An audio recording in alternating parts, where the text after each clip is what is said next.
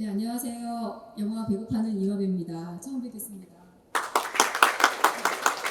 제 소개라기보다는요, 제가 사실 농반 진담으로 말씀드렸는데, 저는 재작년에 영화 배급사 이화배 컴퍼니를 창립을 해서 올해 햇수로 3년차 운영을 하고 있습니다. 그래서 여기 계신 많은 제작자분들께서 좋은 영화를 가지고 계신다면 저에게 배급을 의뢰해 주십사, 그 광고 말씀을 드리겠다고 말씀을 드린 건데요. 뭐 제작사 대표님께서 주고 싶어도 영화가 없다. 그래서 서로 붙잡고 1분 동안 물었습니다. 자, 오늘 제가 발제를 맡은 홀드백 말씀을 드리도록 하겠습니다.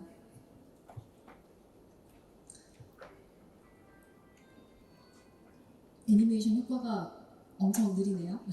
먼저 홀드백이 무엇인지를 간략하게 설명을 드리고 이 이슈를 어떤 방식으로 접근하는 것이 좋을지 제 의견을 말씀드리겠습니다. 저는 전문 연구자가 아니고 영화 배급과 이제 부가판권 유통을 현업을 하고 있는 사람이기 때문에 이 현업의 관점에서 이런 방식의 접근이 좋지 않을까 제안 드리는 겁니다. 그런 측면에서 봐주시기 바랍니다. 먼저 홀드백의 정의를 얘기한다고 하면 윈도우와 윈도우 사이에 두는 유예 기간 또는 그렇게 유예 기간을 두는 유통 방식 이렇게 표현을 할 수가 있습니다. 어렵죠, 말이.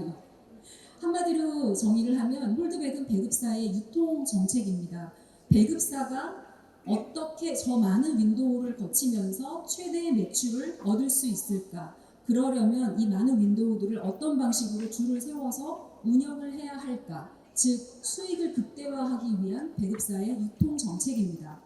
여기서 좀 낯선 단어가 하나 등장을 했는데요. 바로 윈도우입니다. 그렇다면 지금 현재 기준으로 배급사가 영화를 유통을 해서 수익을 창출할 수 있는 윈도우가 무엇이 있는지를 간략히 소개하도록 하겠습니다. 여기 계신 여러 업계 관계자분들도 1차적으로는 영화 관객이시잖아요. 어떤 윈도우에서 주로 내가 영화를 관람하는지 한번 보시기 바랍니다.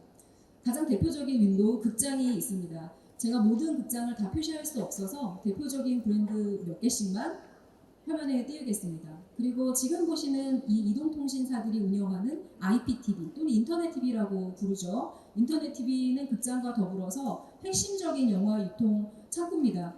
통계적으로는 대략 극장과 IPTV에서 얻는 영화 매출이 거의 영화 매출의 90% 이상을 차지하기 때문에 이 두 가지 윈도우가 저처럼 영화 배급하는 사람한테는 굉장히 중요합니다. 그리고 스카이라이프, 위성TV, 영화 매출 기여도는 사실 그렇게 크지 않습니다.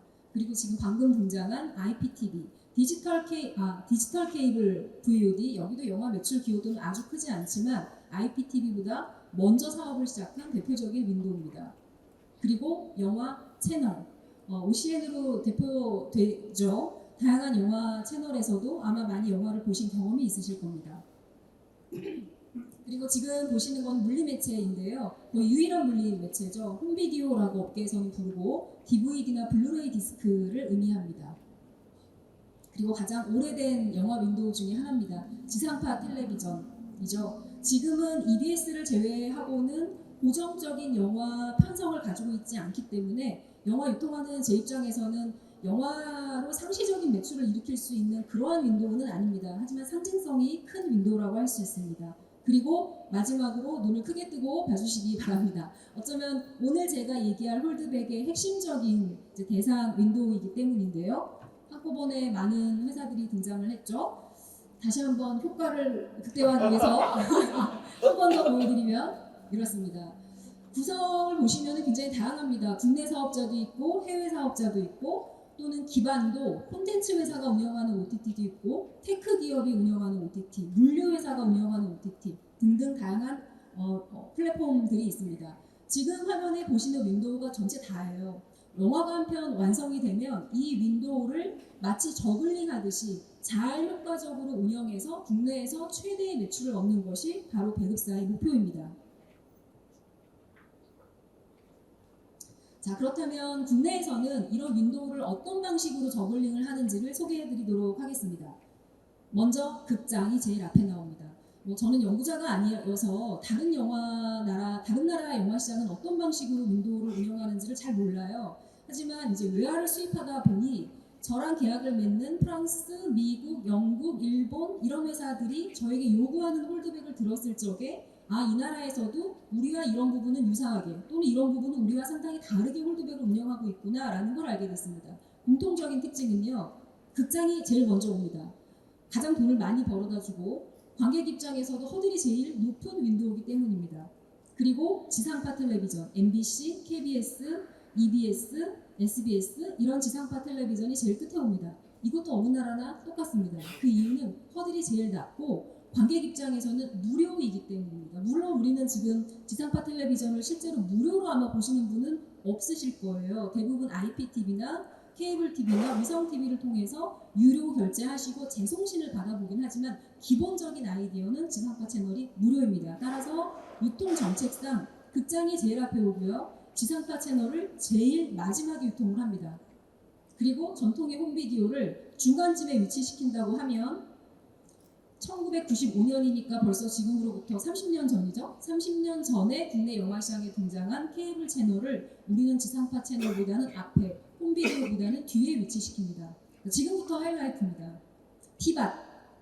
제가 이걸 이제 많은 이런 자리에서는 TVOD 이렇게 해서 영어 표현 그대로 쓰거나 아니면 우리말로 순화한 단편 결제 뭐 이렇게 많이 소개를 했는데 현업에서 우리끼리 부르는 이름이 티밭이라서 오늘은 그냥 표현 그대로 티밭이라고 소개하겠습니다. 티밭이 극장 바로 뒤에 오고요. 네, 티밭은 이런 뜻입니다.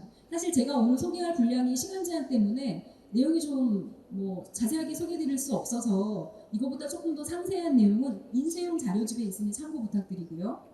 그리고 티밭 다음에 S밭이 옵니다. S밭은 구독제라고 이제 단어가 딱 고정이 됐습니다. 티밭은 아직 우리말로 딱 고정이 안 돼서요. 저처럼 단편 구매라고 부르는 사람도 있고 대여, 뭐 다양한 이름으로 단건 구매 이렇게 부르고 있습니다.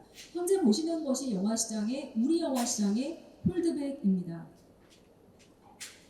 대표적으로는 티바 매출이 많이 나오는 곳은 IPTV이고요. S반 매출이 가장 많이 나오는 곳은 OTT이기 때문에 그냥 편하게 이해하시면 극장이 가장 먼저 오고 IPTV가 그 다음에 오고 OTT가 세 번째 옵니다.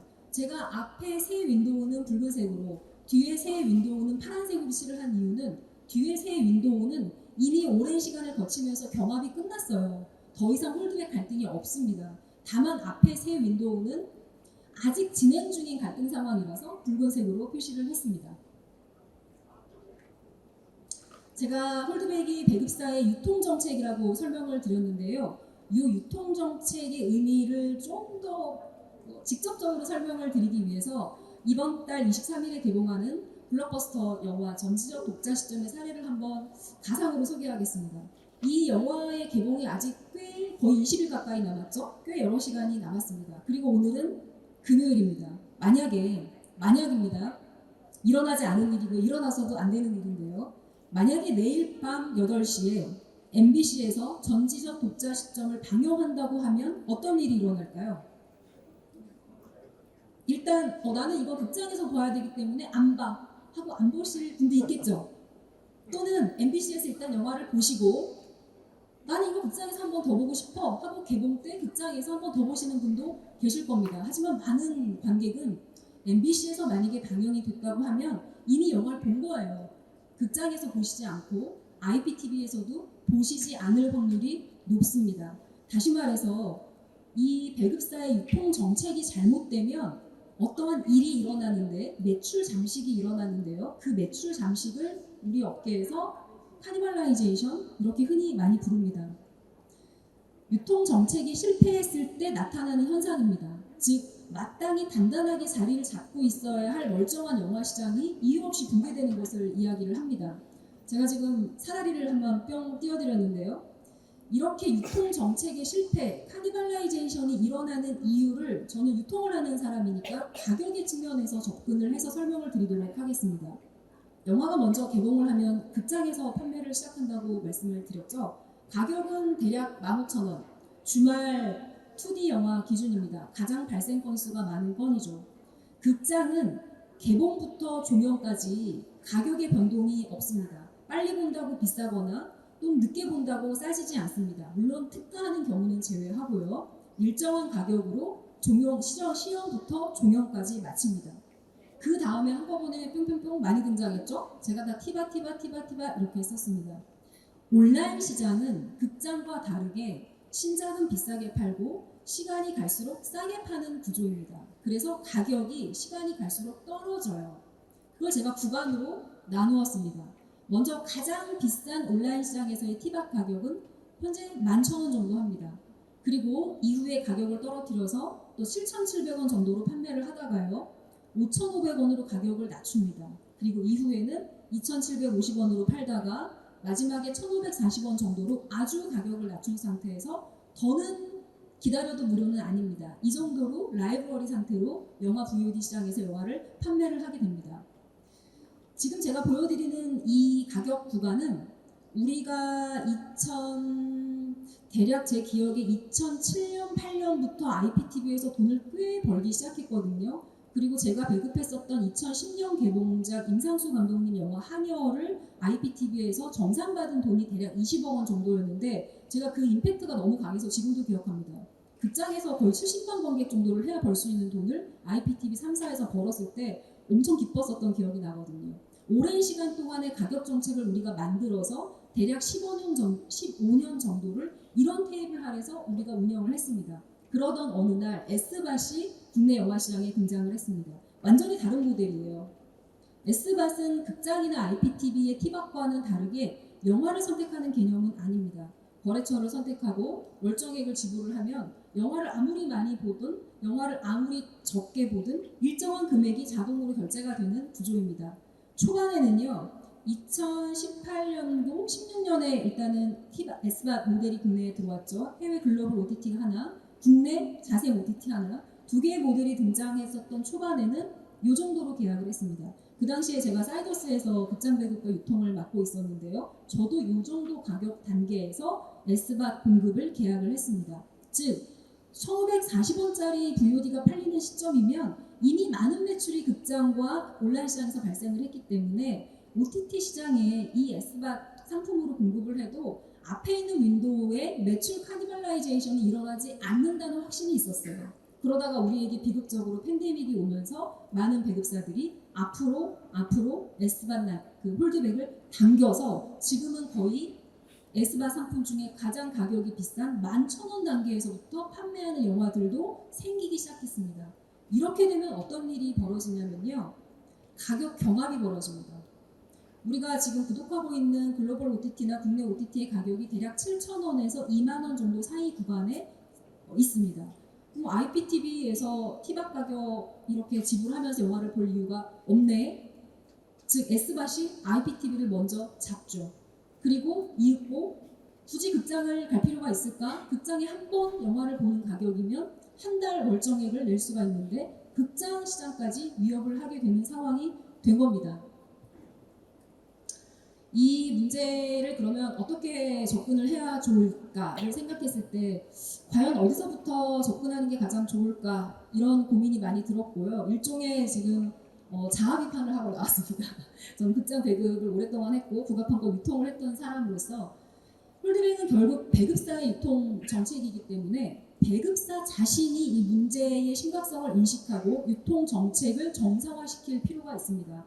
여기 5개의 한국 영화 대작 영화를 배급하시는 메이저 배급사를 띄워놨지만 모든 배급사의 공통의 문제입니다. 즉, 이 모든 배급사들의 내부 합의를 이끌어내기 위해서는 지금 현재 앞에 위기 극복 영화인 연대에 참여하고 있는 우리 영화산업의 협단체가 22개가 있고 22개 단체가 참여하고 있다고 설명을 드렸는데 저희는 아직 협단체도 구성을 하지 못했고 당연히 여기 참여를 못하고 있거든요. 이런 구식점을 하기 위해서는 배급사의 내부 합의를 이끌어낼 배급 단체가 필요하겠다는 생각을 하게 됐습니다. 너무 오랫동안 못하고 있었던 일이라 사실 부끄럽기까지 합니다. 왜 해결해야 되느냐 이 문제에서 이런 질문을 지난 1년 동안 많이 받았습니다. 결국 홀드백을 정상화시키면 다시 극장과 IPTV와의 간격을 벌려놓으면 극장으로 관객이 오나요? 제가 처음 이 질문 받았을 때 금방 어떻게 대답을 해야 할까 고민스러웠거든요. 또는 이렇게 되면 IPTV 매출 지금 굉장히 떨어졌다는 것을 아마 여기 영화 유통 업무를 하시는 분도 좀 계시는 것 같은데요. 아실 겁니다. 얼마나 많이 매출이 떨어졌는지. 과연 고객이 다시 IPTV에서 단편 결제, 티밭을 결제를 할까요?